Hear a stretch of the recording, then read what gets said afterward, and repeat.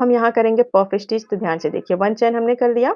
सबसे पहले करेंगे 3 चेन, 1 2 3, ठीक है? ये 3 चेन हो गए, इसे काउंट नहीं करना है। इसके बाद हम 6 बार यार्न ओवर करेंगे, ठीक है? यार्न ओवर किए 1 टाइम, हुक को इंसर्ट करेंगे और धागे को पुल करेंगे, ये 1 टाइम हुआ, ठीक है?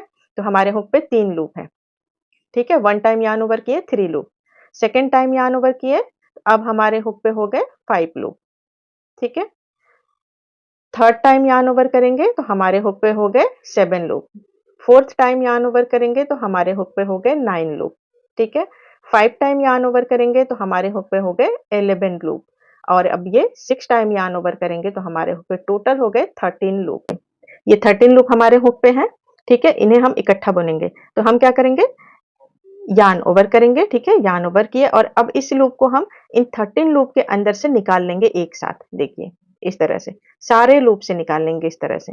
तो ये निकाल लिया हमने, अब हम इसे 1 चैन से सिक्योर कर देंगे, 1 चैन से इसे हम स्टिच कर देंगे। तो ये हमारा हो गया एक पफ स्टिच, एक स्पेस में एक पफ स्टिच। अब फिर से हम नेक्स्ट स्पेस में भी इसी तरह पफ स्टिच बनाएंगे, ठीक है? तो बुन के, ठीक है? ये 2 पफ स्टिच हो गए, इसी तरह से हम बाकी के स्टिचेस में भी पफ स्टिच बना लेंगे और राउंड को कंप्लीट कर लेंगे। तो देखिए ये हमने पूरा कर लिया, टोटल 6 पफ स्टिच है। अब हम इसे पहले वाले पफ स्टिच से जोड़ देंगे, जहां हमने 1 चेन से सिक्योर किया था वहीं पे हम हुक को इंसर्ट करेंगे और इसे हम स्लिप स्टिच से जोड़ देंगे। तो ये हमारा जो है फ्लावर का पहला राउंड कंप्लीट हो गया। पहले पफ स्टिच के ऊपर हम करेंगे 3 चेन, ठीक है? इस 3 चेन को काउंट नहीं करना है, सेम स्टिच में हम यहाँ 1 डबल क्रोशिया करेंगे। इसके बाद ध्यान से देखिएगा, 3 चेन बनाएंगे।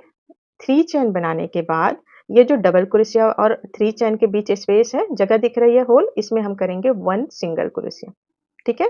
देखिए 1 सिंगल क्रोशिया से हम इसे जोड़ देंगे, ठीक है? इसके बाद अब हम क्या करेंगे, इसी पैटर्न को हम ये 2 पफ स्टिच के बीच में बनाएंगे। बीच में हमें 2 डबल क्रोशिया बनानी है। तो पहला डबल क्रोशिया हम बनाते हैं, ये पहला डबल क्रोशिया बनाए, अब इसके ऊपर फिर से 3 चेन करेंगे और सिंगल क्रोशिया से जोड़ देंगे।